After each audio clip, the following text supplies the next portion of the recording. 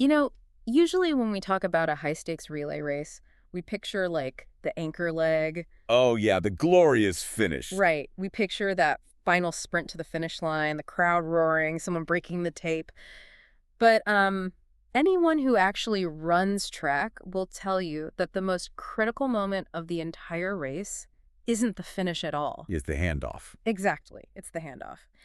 If that very first runner drops the baton right at the starting line, it really doesn't matter how fast the rest of the team is. Yeah, the race is practically over. Exactly. It doesn't matter how much training they've done or, how expensive their running shoes are. The race is over before it even really began. And in the world of education, specifically when we are talking about identifying and supporting English learners, that baton isn't a metal tube. It is literally a single piece of paper handed over at enrollment. That is just such a perfect way to visualize it, because the stakes tied to that single piece of paper are, frankly, astronomical. Yeah, they really are. It dictates the entire legal, academic, and even social trajectory of a student's whole career in a school district. Mm-hmm. We like to think of education as this continuous, organic process of learning, but behind the scenes, it is built on a very rigid, intricate framework of compliance, federal law, and incredibly specific workflows. Workflows that can easily break down. Exactly. And if that very first handoff is fumbled at the front desk, the consequences just cascade through the entire system, ultimately landing right on the student. Well, welcome to today's deep dive. We have a highly specific and highly consequential mission today for you listening. We are breaking down the official Kentucky English Learner, or EL, identification and placement guidance for the 2025-26 school year. It's a big one. It is. We are looking exactly at how schools find, test, and place English learners, and crucially, where the system structurally breaks down in real life. We've got a stack of fascinating sources in front of us today. We're pulling from the joint guidance from the Kentucky Department of Education, or KDE, and WIDA, which is the 41-state EL Assessment Consortium. Right. WIDA handles the actual testing framework for most of the country. Right. And we are also looking at some foundational civil rights documents, plus a truly eye-opening real-world workflow case study. It really shows what happens when the legal ideal meets the chaotic reality of a school front office. Yeah. And our goal here isn't just to, recite a manual at you. Please no. Right. If you are a teacher, an administrator, an enrollment clerk, or an EL specialist on the ground, reading a 100-page compliance document is literally the last thing you have time for. Absolutely. So our mission today is to translate these dense federal and state compliance rules into plain, actionable language for you. We want to expose the hidden trapdoors in this whole process so you can avoid them, protect yourselves from compliance failures, and most importantly, ensure your students get exactly what they need. Okay, let's unpack this. We have to start right at the starting line. That very first runner in our relay race. The single piece of paper that dictates everything.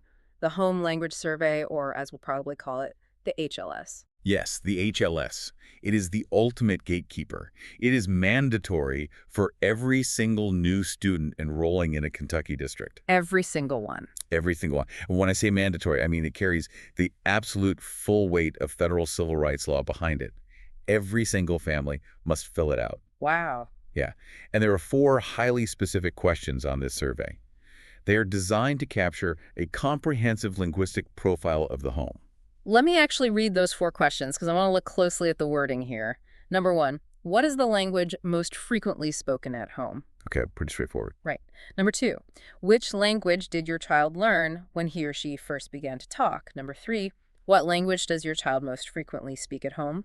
And number 4, what language do you, the parent or guardian, most frequently speak to your child? Now, looking at those, they seem, I don't know, a bit repetitive at first glance. They do, but that repetition is incredibly deliberate. Really? How so? Notice how they attack the concept of a student's linguistic environment from 4 distinct angles. Question 1 looks at the general environment of the house.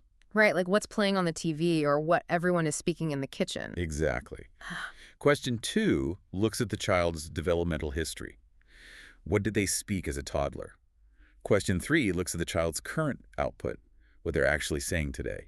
And question 4 looks at the parent's input. Oh, that makes a lot of sense. So it's breaking it down into distinct categories of exposure. Yes. It's not just asking, what is your native language? Because, well, native language is a really messy, subjective term. Yeah, what does that even mean for a kid who grew up in a bilingual household? Exactly. Oh. And here is the absolute kicker. If the answer to any just one of these four questions is a language other than English, it automatically triggers a requirement for the school to administer a formal language assessment. Wait, just one? Just one. If any of the four are not English, it triggers the widest screener. So it's a total hair trigger, just one non-English answer out of four, and the entire testing machinery kicks into gear. That's right. But let's say an enrollment clerk is sitting behind the desk in August. A family walks in, and let's just address the elephant in the room here. The family is speaking perfect, unaccented English. They have a traditionally Anglo-Saxon name. The clerk thinks, I am drowning in paperwork. The phone is ringing. These folks clearly speak English. I'll just skip the HLS for them to save time. I mean, that seems like a pragmatic human thing to do in a stressful moment, right? It might seem pragmatic, yes, but it is illegal profiling. Illegal, like federally. Federally illegal. Hmm. If a front office staff member looks at a family, listens to them speak, or reads their name on a form, and decides, based on those factors, that they don't need the home language survey, that school has just committed a federal compliance violation. Oh, wow. Yeah.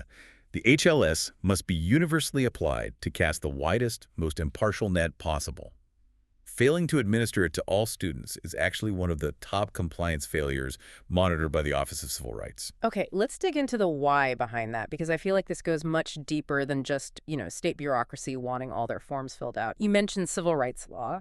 Where does this strict zero exceptions mandate actually come from? This traces directly back to the Civil Rights Act of 1964, and more specifically, a really landmark 1974 Supreme Court case called Lau v. Nichols. Lau v. Nichols. Okay, paint a picture for us. What was happening in 1974 that made the Supreme Court step in and mandate this? So imagine you are a student of Chinese descent living in San Francisco in the early 1970s. Okay. You don't speak English. You are enrolled in a public school, and you are placed in a mainstream classroom. The school gives you the exact same desk as the English-speaking students. They give you the exact same textbooks, the exact same teachers, and the exact same assignments. So on paper, it's completely equal. Right. By the standards of the time, the school district argued, hey, we are providing equal education. Everyone gets the exact same thing. But obviously, it wasn't equal for that student. Not at all. The parents of these students sued, arguing that this was a total mockery of equality. And the Supreme Court agreed with them in a unanimous decision. Unanimous, wow. Yeah. The court ruled that simply providing the same physical resources is not equal education if the students cannot understand the language of inscription. You are effectively locking them out of the classroom, even if they are physically sitting inside it. Because they can't access the curriculum, it's just noise to them. Exactly. The phrase the court used was that students who do not understand English are certain to find their classroom experiences wholly incomprehensible and in no way meaningful. Wholly incomprehensible. That is strong language from the Supreme Court. It really is. So from that moment on in 1974, schools had an affirmative legal obligation to proactively identify students who need language support and provide it. The home language survey is just the modern mechanism we use to fulfill that mandate. That context changes everything. It really elevates the form from just, administrative busywork to a literal shield protecting a fundamental civil right. It's exactly a shield. So let's bring this back to the present day and make it super concrete for our listeners. Let's role play a hypothetical failure cascade based on this. Okay, let's do it. Let's say a student, we'll call him John Smith, walks into a middle school to enroll. Blonde hair, blue eyes. The enrollment clerk is slammed. Phones are ringing. A kindergartner is crying in the corner. Total August chaos. The clerk looks at John, assumes his first and only language is English based on his appearance and his name, and just skips handing over the HLS. What exactly happens next in this scenario? Well, the immediate consequence is nothing. John goes to class. The system assumes he's a native English speaker. Right, business as usual. But let's fast forward 3 months. It's November. John is failing all of his language arts and social studies classes. Okay. His teachers are baffled. Because he's bright, he's super engaged in math when it's just numbers on a board. But the moment a heavy reading assignment is given, he's completely lost. So eventually, the school counselor sets up a parent-teacher conference. Okay, I can picture this room. The math teacher is there, the English teacher is there. John's parents are sitting across the table looking really concerned. Right. And during that conversation, the counselor says, John seems to be struggling with the foundational vocabulary in these texts. Does he read much at home? And what do the parents say? The parents say, well, we actually just moved back to the United States from Germany. John was born there. He went to a German primary school. and we primarily speak German to him at home to maintain his bilingualism. Oh, wow. The realization dawning on that counselor's face. Precisely. German is his dominant academic language. But because the school skipped the HLS at enrollment, based on a superficial assumption about his name and his appearance, John has been sitting in an American classroom for 3 months without the legal language supports he is entitled to. That is terrible. It is. The school is now actively in violation of federal civil rights law, and John has essentially lost a quarter of his academic year to incomprehension. That is a powerful example of why you just can't rely on assumptions. You have to use the form. But let me push back on this process a little bit if I can. Go for it. Because I'm thinking about the reality of the modern, deeply multilingual American family. Let's say a parent fills out the survey. They write English for questions 1, 2, and 3. English is what the child speaks. It's what they learned first. It's the main language of the household. Okay. But on question 4, what language do you most frequently speak to your child? Maybe your grandmother lives with them, or the parent just wants to pass on their heritage, so they admit they occasionally speak French to the child. Right. Does that really trigger a full, formal, standardized screening test? I mean, isn't that massive overscreening? How do schools manage the sheer volume of kids who might just have a bit of conversational French or Spanish at home, but are absolutely 100% fluent in English? That is a brilliant question. And it really highlights a massive tension that schools deal with every single day during enrollment season. You are entirely right that the strict 4-question format forces a very binary outcome onto a linguistic reality that is often very fluid. Yeah, families are complicated. Very. A family might use 3 languages interchangeably at the dinner table, but the law requires the system to err heavily on the side of over-screening rather than under-identifying. So what you're saying is the Department of Education would much rather you waste an hour screening a kid who speaks perfect English than risk having another John Smith sitting confused in a classroom for 3 months. That is exactly it. The Office of Civil Rights would much rather a school spend the resources to screen a fully fluent child who will then easily test out, prove their proficiency, and go on their way, than risk letting a child who desperately needs language services slip through the cracks. It's the ultimate safety net. Yes. Yes, it creates a massive volume of screening work for EL teachers at the start of the year, but legally, it is the only way to guarantee that absolutely no one is overlooked. Okay, so the net has been cast, the HLS has done its job, we've caught a non-English language on the survey, the gate opens and the student walks through, but what happens next?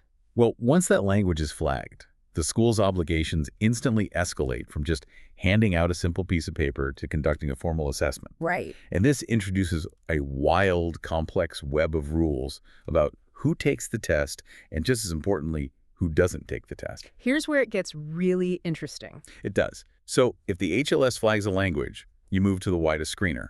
For the 2025-26 school year, Kentucky has very specific state-approved screeners. You have the widest screener for kindergarten, you have the widest screener online, which is the primary tool for grades 1 through 12, and you have the widest screener paper. Paper. Wait, I thought everything in education was digital now. Who takes a paper version in 2025? The paper version is actually really critical for equity. It's heavily utilized for students who have specific accommodations written into an IEP. Let me pause you right there. For our listeners who might be outside of the special education bubble, an IEP is an individualized education program. It's a legally binding document that outlines specific supports for a student with a disability. Thank you, yes. So if a student's IEP mandates a paper test, you must provide it. Right, you can't just ignore the IEP because the online version is easier for the school. Exactly. The paper screener is also vital for newcomer students who might have interrupted formal education, or honestly, no prior formal education at all. Oh, like they've literally never used a computer before. Yes, they simply lack the digital literacy to navigate an online testing platform with a mouse and keyboard. You can't test their English proficiency by throwing a tech barrier in front of them. That makes a lot of sense. And a practical note for the administrators listening right now, KDE actually pays for these paper screeners, but districts have to contact the assessment program consultant by August 1st to get those materials purchased. August 1st? Yes. If you miss that deadline, the state won't cover it, and finding the budget for them becomes a local district-level headache. I can imagine. So a student gets flagged, the school picks the right format, the student takes the screener. Seems simple enough, right? But But this is where the rules of engagement get incredibly complicated. Yeah. You do not just blindly screen every single student who flags on the HLS. You don't. No. There are strict exceptions, specifically regarding rescreening. Because unnecessary testing is a massive waste of school resources, and it's incredibly stressful for the student. Nobody wants to take a test they don't have to take, so how does a school know when not to test? There are a few golden rules in the guidance. Rule number 1. If a student was previously identified as an English learner in Kentucky, then left the district or left the state or even left the country, and then returns to Kentucky, you do not rescreen them. Okay, so if they have Kentucky history, you just use that history. Exactly. You pick up exactly where they left off in their data profile. Rules number 2. If a student comes to Kentucky from another state that is part of the WIDA consortium, and remember, WIDA covers 41 states, and they use WIDA screeners or tests there, you do not rescreen them. You just ask the other state for the paperwork. Yes, you must request their records from their previous out-of-state school. However, rule number 3, if a student comes from a non-WIDA state, say Texas or California, which use their own proprietary assessment systems, or a WIDA state that for some reason didn't use the standard WIDA screener, then you do screen the student upon arrival in Kentucky. Okay, let's stop and live in the real world for a second, because rule number 2 sounds like a logistical nightmare. Oh, it is. A new student arrives from Illinois, which is a WIDA state. They enroll on a Tuesday. The Kentucky school says, great, you're from a WIDA state. We won't rescreen you. We'll just request your records. But anyone who has ever worked in a school front office knows that out-of-state records do not magically appear via carrier pigeon the next morning. They certainly do not. Sometimes it takes weeks. Right.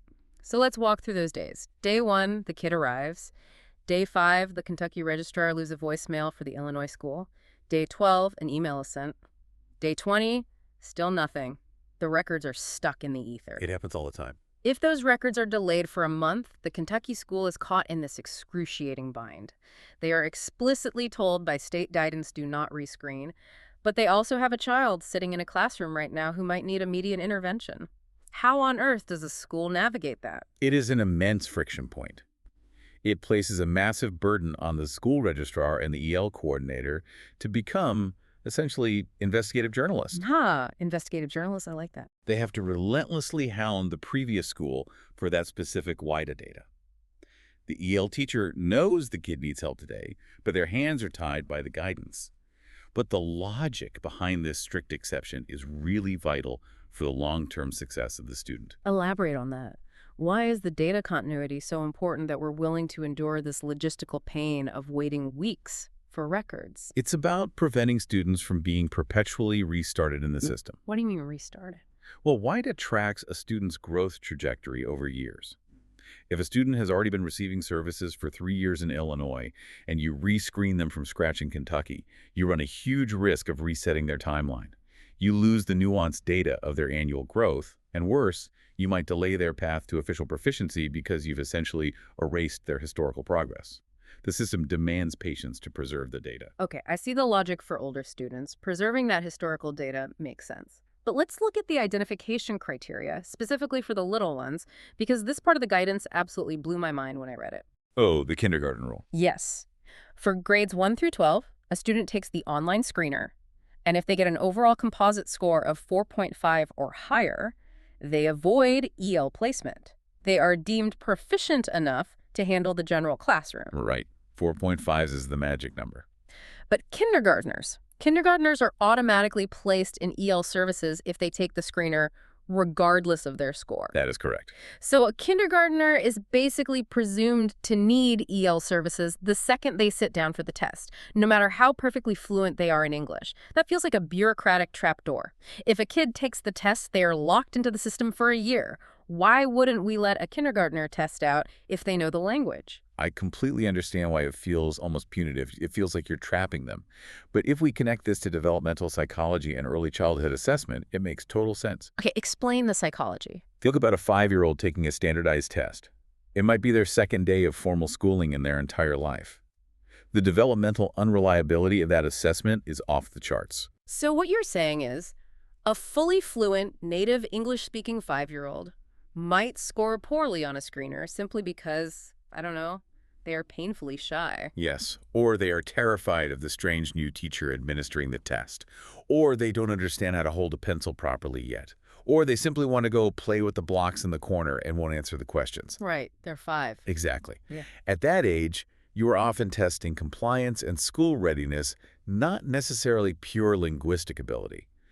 White and KDE recognize that a short 15-minute screener is simply not a valid enough tool to conclusively say a 5-year-old does not need help, especially when their home language survey just flagged a non-English language. So it's better to be safe than sorry. Yes. Therefore, the policy is that kindergartners cannot test out on a screener. They are placed in services, supported throughout the year, and they must wait to take the comprehensive multi-day WIDA access test in the spring. And that test is more reliable. Much more. Only that massive comprehensive test administered after they've had months to adapt to the school environment can exit them from the program with a score of 4.5 or higher. Which leads to a truly bizarre temporal paradox for first graders. Oh, this is fascinating. The guidance outlines this reality based purely on the time of year a student enrolls. If a first grader enrolls in the first semester, they are given the kindergarten screener because developmentally they are closer to kindergarten. Right. And because it's the K screener, they cannot exit. They are locked into EL services for the year. But if that exact same first grader enrolls just a few months later in the second semester, they take the grade 1 online screener in all 4 domains, reading, writing, listening, speaking, and suddenly they can exit with a 4.5. Yep. The actual month they walk through the front door drastically alters their legal EL status for the next 12 months. That is crazy. It does sound crazy, but it highlights how the educational system is constantly trying to draw hard, actionable lines in the sand on a developmental spectrum that is inherently fuzzy. Right, child development doesn't care about the school calendar. Exactly. First grade is a massive transition year for literacy. By the second semester, the expectation is that they have enough formal schooling under their belt that a 4-domain online screener is a valid, reliable measure of their English proficiency. In the first semester, that assumption just can't be legally made. Okay, so the school has navigated all of this. They got the HLS, they figured out the rescreening rules, they survived the first grade paradox, they administered the test, and they have the results. The student needs EL services. You would think the hard part is over. You would think. But having that data is completely useless and legally perilous if the bureaucracy moves too slowly to actually put the kid in a class and tell the parents. And that's exactly why the federal government stepped in with a ticking clock. The ticking clock. This is perhaps the highest pressure element of the entire guidance for school administrators. Let's talk about the 30-day rule. Right. Under Title III of the Every Student Succeeds Act, or ESSA, the results of that screening assessment must be shared with the parents within exactly 30 calendar days of enrollment if the student starts at the beginning of the school year. And if they start later. If the student enrolls mid-year, the timeline shrinks dramatically. Right. The school has exactly 2 weeks to notify the parents. Wait, 30 calendar days, not school days, calendar days. Calendar days. Weekends count. Labor Day counts. The clock does not stop. That is brutal. It is. And this isn't a friendly suggestion from the State Department of Education. Missing this window is a direct federal violation. It is heavily monitored by the Office of Civil Rights. This 30-day rule is like a pizza delivery guarantee, but instead of getting a free pepperoni pizza if you're late, you get an Office of Civil Rights complaint and a corrective action plan. That is exactly what happens. That is an intense level of micromanagement from the federal level. 30 exact days, or else you face a civil rights complaint. Why is the federal government so absolutely uncompromising about this specific time frame? Why not 45 days? Why not by the end of the first quarter? It exists to prevent a very specific, very ugly historical injustice known as educational warehousing. Educational warehousing. Wait, let's stop there. Warehousing. That sounds incredibly dystopian. Unpack that for me. What did that actually look like for a kid before these strict 30-day rules existed? Let's go back to a classroom in, say, 1985. A school enrolls a student who doesn't speak English, but they identify that the student needs language support. But because of administrative backlog or maybe a lack of trained staff or just general institutional disorganization, they wouldn't actually place the kid in a specialized EL program for months. So where did the kid go in the meantime? They just left the student in the back of a general education classroom. Just sitting there. Just sitting there. The teacher would be teaching complex science or history in English, and the student wouldn't understand a single word. They would just sit there day after day, week after week, maybe coloring or staring out the window, while the paperwork slowly moved across a desk in the central office. That is heartbreaking. It was. The school was essentially just warehousing the child in the building, storing them. The 30-day rule is the federal government slamming its fist on the table and saying, no more. You have 1 month to figure this out, assess the child, notify the family in a language they can understand, and start providing the specialized instruction they have a civil right to receive. Hearing that history makes the 30-day rule feel a lot less like annoying bureaucracy and a lot more like a vital safety net. It is a safety net. But we still have to acknowledge the reality on the ground. We are asking administrators and EL teachers to execute this flawless 30-day operational marathon during the absolute most chaotic time of the school calendar, the first month of school. August is brutal. It is absolute bedlam. The buses are running late or getting lost. The master schedule is broken, so there are 45 kids assigned to a single biology class. A pipe bursts in the second-floor bathroom. Typical Tuesday. Right. And amidst all of this, the EL teacher is running around with a clipboard, trying to track down every new student who flagged on the HLS, pull them out of class, administer a complex screener, score it, generate an official letter, get it translated into Swahili or Arabic or Spanish, and physically get it into the hands of the parent, all while the clock goes tick, tick, tick. It is heroic work. And that chaos is exactly why this is where districts fail the most. When the state and federal government look at common compliance failures, missing the 30-day window is perpetually at the top of the list. It's just so easy to miss. It really is. It sits right alongside failing to give the HLS in the first place, and another major hidden pitfall, administering screeners with expired annual certifications. Oh, wait, let's touch on that. The teacher certifications expire. It's not just a one-and-done training. Far from it. The test administrator requirements are incredibly strict and require annual renewal. You must be a certified employee of the district, and you must complete WIDA screener training every single year. Every year. Yes, you have to sign a non-disclosure user agreement, the NDUA, online by July 1st every single year. July 1st, when teachers are technically on summer break. Yes. And new for the 2025-2026 school year, the training courses for scoring the speaking and writing portions of the test no longer include content related to the annual WIDA access test.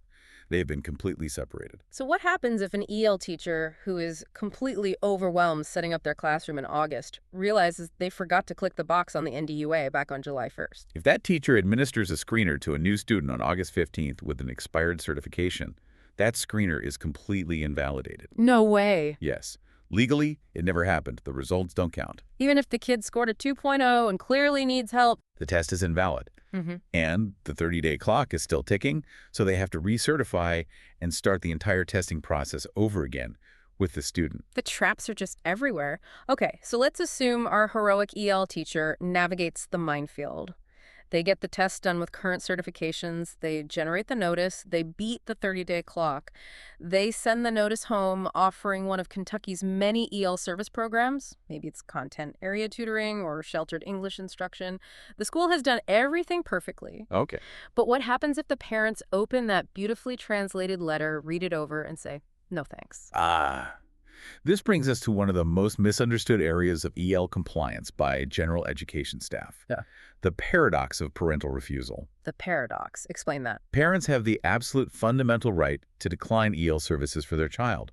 They can say, I don't want my child pulled out of their regular math class, or I want them fully immersed in English without any specialized crutches, or whatever their personal reasoning might be. Okay, and the school has to listen. The school must respect that refusal, and it must be meticulously documented in the district's database. Okay, so the parent says no. The school says, okay, we respect your choice, and the student goes back to being a regular mainstream student. End of story, right? Wrong. And this is where the paradox kicks in. The parent can refuse the services, but the student remains legally an English learner. Their official status does not change. Wait, really? Yes. They do not magically become proficient in the eyes of the law just because the parent opted out of the tutoring. Therefore, the school district is still entirely legally responsible for their language development. So what does this all mean? Let me make sure I'm synthesizing this correctly.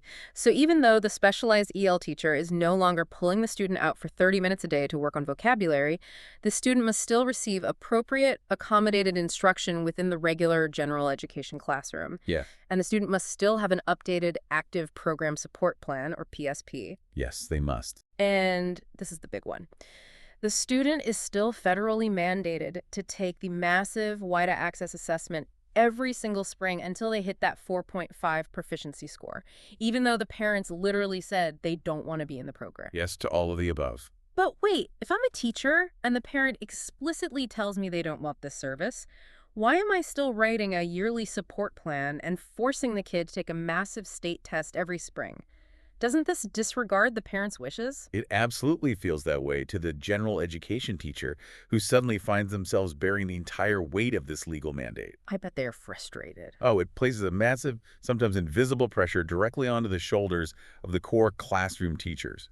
But we have to go back to that 1974 Supreme Court case, Lau v. Nichols. Okay, how does that apply here? A parent has the right to decline a specific program, like a pull-out ESL resource block. But the school cannot legally permit a child to drown academically in a language they don't understand. The state's obligation to provide an equal education supersedes the parent's refusal of the specific tutoring method. So the school is legally on the hook for that child's proficiency no matter what. Yes. Okay. Let's walk through what this looks like down the line, because this isn't just a one-year problem. EL students in Kentucky are generally expected to reach proficiency within 5 to 7 years of instruction. Okay, 5 to 7 years. So let's say a kindergartner's parents decline services in year 1. The kid just goes to regular classes. Year 2, still in EL, still taking the access test, still not getting specialized pull-out help. Year 3, year 4. What happens in year 5 if they still haven't reached that 4.5 score? I'm guessing the state starts asking questions. Exactly. If they haven't exited by year 5, the guidance states the school is obligated to evaluate and monitor them for intervention. Even with the refusal on file. Yes.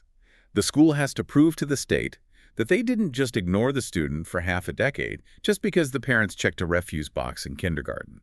They have to show documented evidence of how the general education teachers provided sheltered instruction every single year, how the PSP was updated annually to reflect their changing needs, and what specific interventions were tried.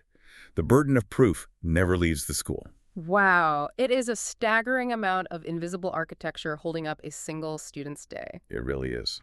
We've talked about the 4 questions of the HLS, the rigid screener exceptions, the 30-day countdown clock, the complexities of parental refusals. But here is the terrifying reality we have to discuss. Yeah. All of this legal theory, all of these Supreme Court mandates, they only matter if the district's database actually allows the human staff to document them. Yes. In the real world, this is exactly where the entire civil rights apparatus crashes into a brick wall. It really is the biggest pain point. The source material provided a phenomenal, real-world case study of how this operational workflow completely breaks down. To understand this, you need to know that Kentucky uses a centralized student information system called Infinite Campus, or IC. Infinite Campus, the digital brain of the school. Exactly. State and federal funding, compliance monitoring, and legal reporting all pull data directly from Infinite Campus. If it is not an IC legally, it didn't happen. If it's not in the system, it doesn't exist. Right. The key fields that must be entered on the EL tab are the identified date, the expected exit date, the parent notified date, and the parent declined indicator. Okay, so let's set the scene based on the case study. We have an EL teacher. Let's call her Sarah. Okay, Sarah. Sarah's fantastic at her job. She gave the screener on time. She scored it. She met with the parents on day 20, well within the 30-day rule. Doing everything right. Right. The parents agreed to services.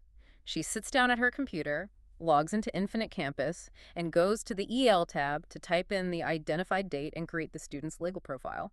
But when she hits save, the system throws up a red error box. Ah, the red box. It completely blocks her. She cannot save the EL status. Why? Because a field way over on a completely different tab called the Census tab, specifically the home primary language field, is blank. Right. And here's where the operational nightmare begins. Sarah, the EL teacher, knows what the home language is. She literally just talked to the parents. She has the physical paper home language survey sitting right there on her desk. But she is an EL teacher. She does not have the administrative software permissions to edit the census tab in the database. Oh, man. Only the registrar or the front office enrollment clerk has those specific IT permissions. Let me try an analogy here because the mechanics of this are so frustrating. This is the classic left hand doesn't know what the right hand is doing scenario. Oh, It's like the school has bought Sarah a state-of-the-art smart car. She's sitting in the driver's seat. She has the keys. She is fully trained, and she is ready to drive the student toward language proficiency. But the engine simply will not start because the passenger in the back seat hasn't clicked their seatbelt. That's a great way to put it. The home primary language field is the seatbelt. And the absolute kicker is, Sarah doesn't have the digital authority to reach back and click it for them. The car's software locks her out. Only the dealership, the enrollment clerk, can click that seatbelt. That is exactly how the architecture functions. So what does Sarah have to do? She has to stop her workflow. Which is already packed. Right. She has to leave her classroom, walk down to the front office, track down the registrar who is inevitably busy dealing with a sick kid or an angry parent, explain the nuances of database architecture to them, and wait for the registrar to open the Census tab, click the drop-down menu, and select Spanish or Arabic. Only then can Sarah walk back to her desk, log back in, and finish the EL identification. And let's remember the stakes here. While Sarah is waiting for that registrar to fix the field, that 30-day federal timer we talked about earlier, it is still ticking down. Ticking down. If the registrar is out sick for 3 days or just forgets and that 30-day window closes, Sarah's district is in violation of federal law. Which makes me ask, is it fair? Is it remotely fair that an EL teacher or an EL coordinator gets dinged on a state civil rights audit for a compliance failure when they literally did not have the IT permissions to fix the problem themselves? Well, fair doesn't really factor into a federal civil rights audit, unfortunately. Yeah, I guess the federal government doesn't care about fairness. They don't. The OCR looks at the district as a single, cohesive entity. They don't care about your internal, localized IT permissions. But you are highlighting the exact friction point that causes immense burnout among dedicated educators. It has to be maddening. It's the friction between human intent, Sarah desperately wanting to help the child, and rigid database architecture. The student is the one who ultimately suffers, because while this invisible digital blockade is happening, the student remains unserved. They are just waiting. Yes. They aren't on the official EL roster. They don't have a legally binding program support plan generated for their math and science teachers, and they aren't receiving their targeted instruction. So how do we fix the smart car? How do we ensure the seatbelt gets clicked so Sarah can just drive? The guidance offers some concrete recommendations to prevent this trapdoor from opening, right? Yes, there are systemic solutions, but they require proactive communication. First, districts need to run weekly IC validation reports. What does that look like? An IT person can easily pull a query that says, show me all students who have a non-English language flagged on their HLS, but have a blank home primary language field in the Census tab. Catch the error before it reaches Sarah's desk. So you're finding the unbuckled seatbelts before the car even tries to start. Precisely. Second, better front office training. Enrollment clerks are the unsung heroes of a school building. They do impossible jobs. Oh, they hold the whole school together. They really do. But they need to be trained that skipping that one specific drop-down menu to save 10 seconds during registration have massive federal legal ramifications down the line. It needs to be a hard, non-negotiable stop on their intake checklist. Like you cannot hit enter until this field is full. Exactly. Third, some districts are solving this by simply changing the permissions. Give EL teachers read and edit access to that specific census field. If you trust them to administer a complex standardized test and manage a federal compliance timeline, you can trust them to select a language from a drop-down menu. That seems like the most logical fix right there. Just give them the keys to the back seat. It really is. Well, we have covered a massive amount of ground today. We have run the whole relay race. Let's recap the journey we just took. Sounds good. It all starts at the starting line, with the home language survey acting as the ultimate gatekeeper. We learned that skipping it to save time isn't just bad practice. It's a civil rights violation stemming from the 1974 Supreme Court case, Lau v. Nichols. Right. From there, strict rules dictate exactly who gets the widest screener and who doesn't, especially the logistical nightmare of tracking down out-of-state records and the developmental trapdoors around kindergartners being unable to test out. All of this is happening while a ruthless 30-day federal clock ticks down to prevent the historical tragedy of educational warehousing. That 30-day clock is always ticking. We learned the paradox that even if a parent formally refuses services, the school's legal duty remains entirely intact, placing a heavy burden on general education teachers for years. And finally, we saw how none of this brilliant legal theory matters if the infinite campus database workflow is broken at the enrollment level by a single blank field. That is the complete landscape. And for you listening, the teachers, the EL coordinators, the building principals, the front office staff, knowing these hidden traps is your best defense. Knowing that the census field needs to be checked, knowing that the certifications expire on July 1st, Knowing the 30-day window is calendar days, not school days. Calendar days, always remember that. Understanding this plumbing of the system is your absolute best tool to protect yourselves from compliance failures. But more importantly, it's how you ensure every single English learner in your building gets the services they are legally owed without delay. It really is about understanding the plumbing so the water can flow. But, stepping back from the database for a moment, if we connect this all to the bigger picture, this raises an important and perhaps uncomfortable question. Let's hear it. If our entire civil rights apparatus for English learners, a system born out of Supreme Court battles and massive federal legislation, can be entirely defeated by a single blank drop-down menu managed by an overworked intake clerk, are we truly designing education systems around student success? Or have we slowly drifted into designing them purely for database compliance? What would a school intake process look like if we actually prioritized the student's human story over their data entry fields? Man, that is a fascinating question to leave on. If the baton gets dropped, the race is over. But maybe it's time we start asking if we're running on the right track in the first place. Thanks for joining us on this deep dive. We'll catch you next time.